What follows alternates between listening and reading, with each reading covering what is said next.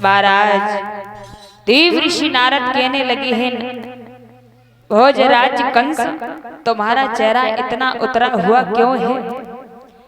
तो महाराज भोजराज कंस कहने लगा कि प्रभु आप मथुरा में तो कई बार आए हो, लेकिन आपने गोकुल की तरफ देखा है कभी जाकर के?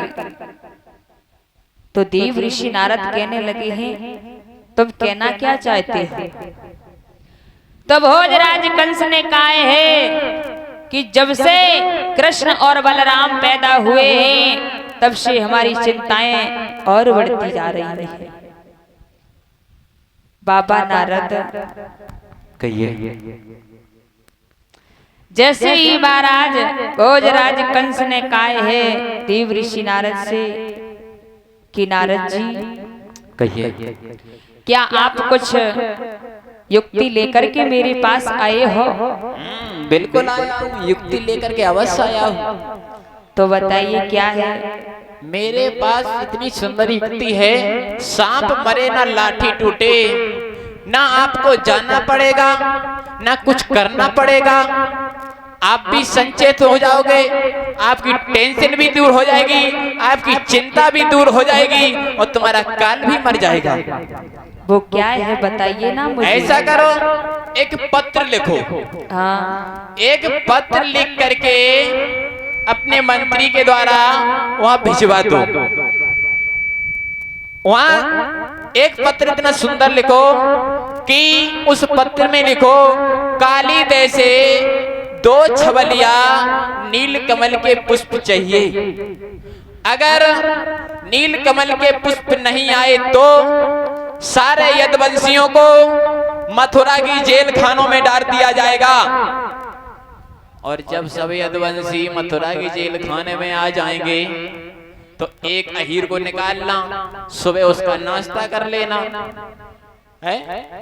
बहुत अच्छी बात है। और सुनो, हाँ, और ना कन्हैया काली देह में जाएगा, और जाएगा तो वहाँ कालिया नांग रहता है। काली देह का पानी इतना बसीला है कि अगर किसी के नाखून पे भी गिर जाता है तो उसका भी प्राण हो जाता है, तो वो लौट करके नहीं आएगा। देव ऋषि नारद, तुमने तो मुझे बहुत अच्छी बात बताई है, इसीलिए तो मैंने तुम्हें जीवित रखा है। अच्छा, हाँ, ना तो तुम क्या कर देते? वैसे तो मैंने सभी महात्माओं को जेल में डाल दिया है। महाराज जैसे ही देव ऋषि नारद ने कहा है तो भोजराज कंस ने पत्र लिखा है। इधर महाराज जैसे ही पत्र लिखा तो जाकर के बाबा नंद को यहाँ पर पहुंचा है।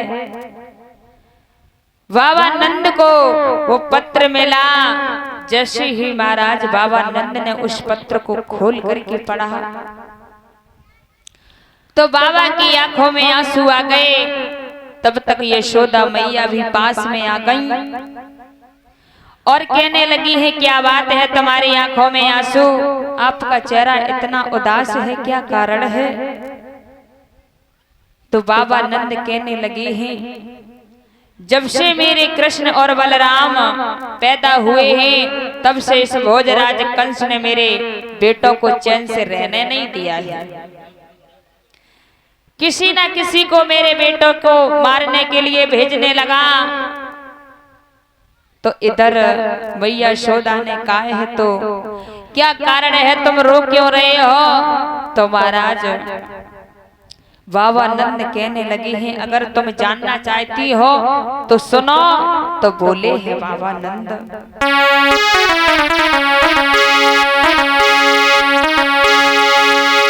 ये प्राणन प्यारी कंसनी काली जैसे फूल घबराए।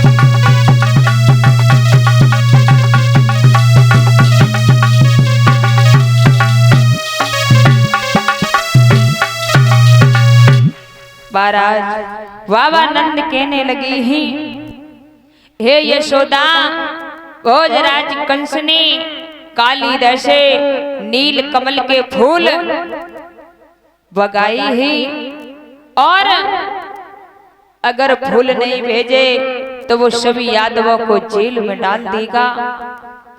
जब सभी यादव जेल में चले जाएंगे तो हमारे ये बारी बारी से बालक कहां पर भटकेंगे। तो इधर जैसे ही महाराज यशोदा मैया और बाबा नंद दोनों लोग जब आंगन में बैठे रो रहे थे, तो इधर भगवान कन्हैया जैसे ही आए हैं, भगवान कन्हैया ने आकर के कहने लगे हैं, मैया मैया भूख लगी, मैया बोलो बेटा। मम्मी मम्मी मुझे भूख लगी बहुत तेज, मुझे माँ का नाम मिश्री दे दो ना। कन्हैया हाँ बेटा, ओ मम्मी, मैं तुझे आज माखन रोटी दे देती हूँ, आज ही इस माखन रोटी को खा ले, लेकिन आज के बाद इस माखन रोटी से भेंट नहीं होगी। इधर भगवान कन्हैया कहने लगे हैं, मैया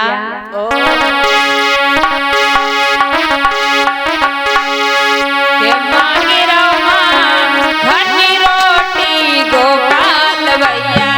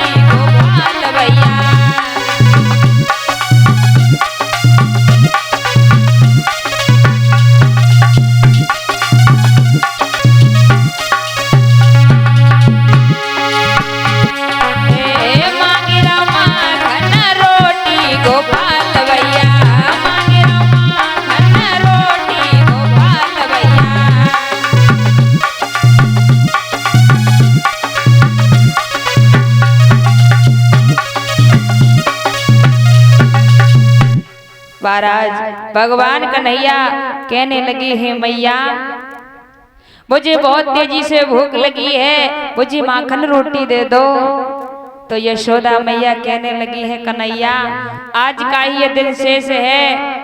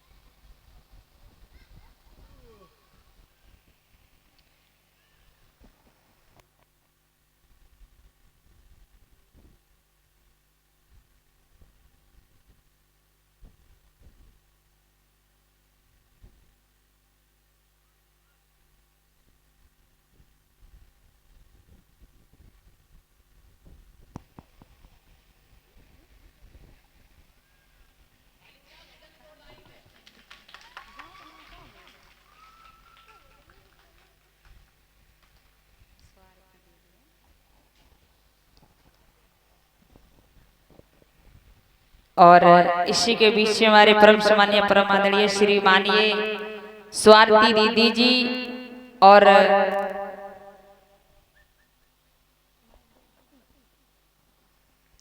ये भैया जी ये दोनों लोग पगड़ी पहना करके और एक पीताम्बर दे करके और गुप्त दान दे करके सम्मानित कर रही हैं। महाराज ये मेघुपुरा से आई हुई हैं। अभी मैं इन्हीं के यहाँ पर कथा कह करके आई हूँ। वहां पर मुझे बहुत सम्मान मिला, बड़ा ही अच्छा लगा। और दीदी को जब पता चला है यहाँ पर हमारी कथा चल रही तो दीदी यहाँ भी आ गई। भगवान कन्हैया से कामना और आकांक्षा करेंगे प्रभु इनके जीवन में खुशियां बरसाए रहना। बोलिए गोविंद भगवान की ये हो।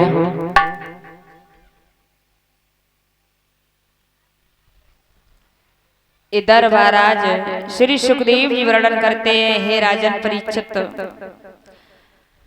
महाराज भगवान कन्हैया माखन को मांगने लगे ही तो यशोदा मैया ने कहा है कि बेटा आज का ही दिन शेष है, तुम माखन खा लो। कल से तुम्हारी मैया कहीं बंधी होगी, तुम्हारे बाबा कहीं बंधे होंगे। तो इधर यशोदा मैया की चेहरा की तरफ जैसे ही भगवान कन्हैया ने देखा है तो कन्हैया कहने लगे हैं, मैया क्या बात है, तुम हमसे ऐसी बातें क्यों कर रही हो और तुम्हारी आंखों में ये आंसू क्यों हैं? तो महाराज भगवान कन्हैया कहने लगे हैं कि सुन मैया,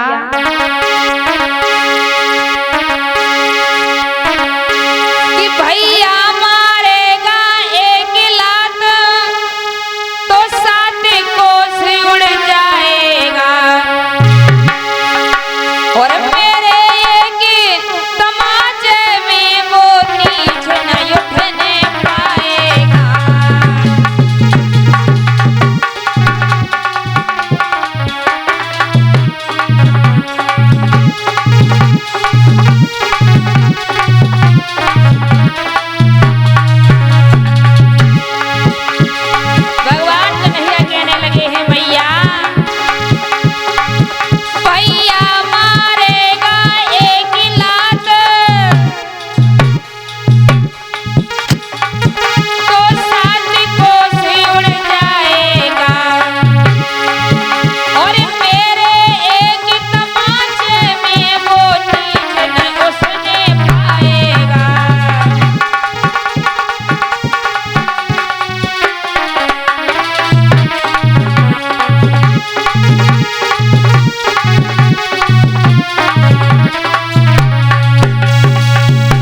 महाराज भगवान कन्हैया कहने लगे हैं, मैया मुझे एक बार बता दो तुम्हारी आंखों में आंसू किसने दिए हैं?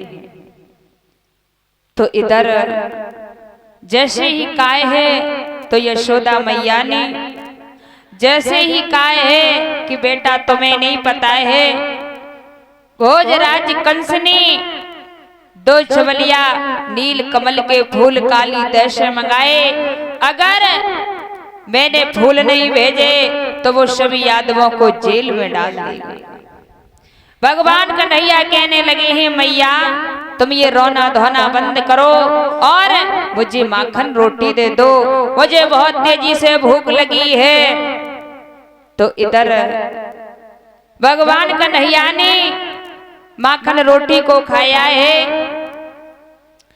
इधर श्री सुखदेव जी वर्णन करते हैं, हे राजन परीक्षित, भगवान कन्हैया ने जैसे ही माखन रोटी को खाया तो यशोदा मैया ने समझा करके कहा है कि देखो बेटा तुम हर जगह खेलने जाना लेकिन काली देह की तरफ कभी खेलने मत जाना। तो भगवान कन्हैया ने कहा है, मैया आप चिंता मत करो, मैं काली देह की तरफ कभी नहीं जाऊंगा। इधर महाराज भगवान कन्हैया ने माखन रोटी को खाया और आकर के महाराज सभी ग्वाल वालों को इकट्ठा किया है। तो मनसुका से भगवान कन्हैया कहने लगे हैं, अरे मनसुक भैया, बोलो भैया, मेरा मन ऐसा कर रहा है आज कुछ खेल खेलने का। हे भगवान काय को खेल खेले वो भैया? भैया अगर तुझे पता है तो बता मुझे। भैया आ मैं बताऊं आज काय को खेल खेले वो? बता दे भैया। आज भैया चल बाबू जुआ को खेल खेलेंगे। नहीं भैया, जुआ का खेल नहीं खेलते। तो मैं बताऊं, हाँ, लपो खेल ले। ये भी नहीं खेलेंगे। जो ऐसे होते पेड़े पे ते कूदो, टांग के नीचे में फेंको, फिर एक जन उठाना है, फिर एक जन छुए। ना भैया, जो खेल हमें नहीं अच्छो लगा तब नहीं खेले। तो गिल्ली डंडा खेल ले। ना भैया, अगर काऊ की आंखी में लग गई तो वो कानो हो जाए। तब भैया तू ही बता दे काय को खेल खेलेगो। भैया ओ मेरा मन ऐसा कर रहा है कि आज गेंद का खेल खेलेंगे। गेंद है ही ना भैया, गेंद अपनी वाली ले लो। भैया दामा कह रहा हो तो तेरे पास गेंद है। वो गेंद हती तो तुम आई सो, वो खोए गई। वो मेरी अम्मा आती ना, एक दिन आ गई, वो कपड़ा धोए का गई तो वो बम बम बह गई। अरे भैया, ओए तो निकाल ले गेंद। दामा हमसे कह रहा हो तो कि मनसुखा के पास में गेंद है। भैया गेंद ना है, तू मेरी बात मान ले। कहूं है ही ना भैया, खोए गई। निकाल ले गेंद भैया। है पर तुमको नहीं, जे है देख लियो भैया। तो हम गेंद मांग थोड़ी नहीं रहे, तो चलो साथ में खेलेंगे। बिल्कुल नहीं खेलेंगे, जब गेंद बड़ा कीमती है। कहाँ से आई है तुम्हारी जा गेंद? बहुत दूर से आई। कहाँ से? सुनो, बोलो। मम्मी के मायके थे, हाँ, पापा की ससुराल थे, हाँ, मेरी ननिहाल थे, बुआ के, फूफा के, सारी के, सराज के, सड़वाइन के पेटीकोट की बनी। बहुत लंबी गेंद है तुम्हारी। अब तो वो फैक्ट्री बंद हो गई, यही नहीं भैया। कोई बात नहीं है, तुम अपनी गेंद को निकाल लो। अगर खो जाएगी तो हम दूसरी गेंद ला करके दे देंगे। भैया सुनो, अगर जब गेंद खोए गई ना, अगर जब गेंद ना मिली तो कितो लंबो लफड़ा होएगा। सुन भैया, बोलो। भैया और नन्ना मारे नानी गोरो, नानी मारे नन्ना गोरो।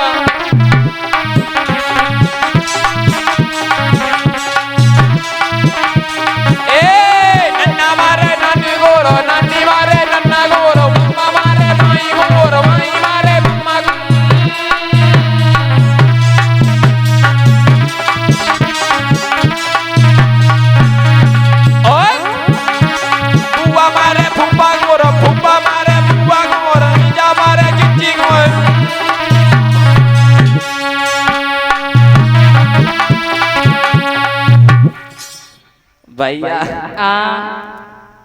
देखो ऐसो है। अब क्या बताए, मेरे बुढ़ापे को शरीर है, ताकि वाले कुछ न पूछो।